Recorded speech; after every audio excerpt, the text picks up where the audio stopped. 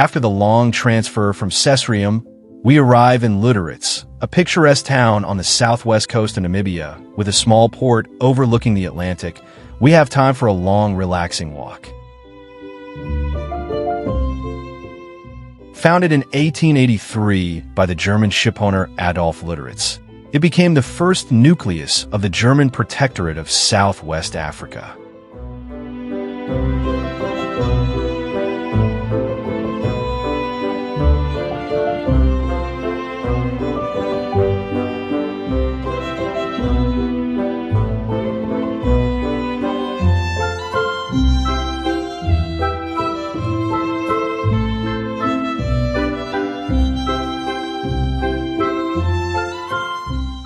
Initially devoted to fishing and port activities, the city experienced its heyday with the discovery of rich diamond deposits in 1908, which attracted thousands of fortune seekers. Today, with the mines exhausted, Luderitz lives thanks to the port, fishing, oyster farming, and tourism.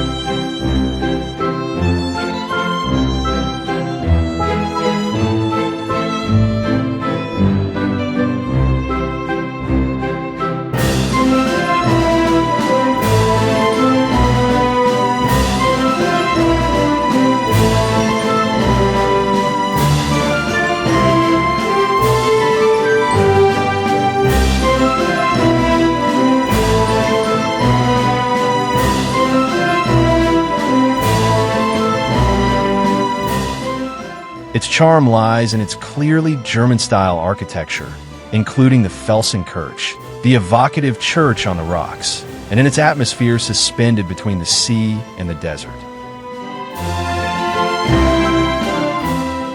The quiet streets, the uncrowded seafront, and the spectacular sunsets over the sea complete the picture of this unique location. A corner of Bavaria nestled between the dunes of the Namibian desert and the rushing waves of the Atlantic.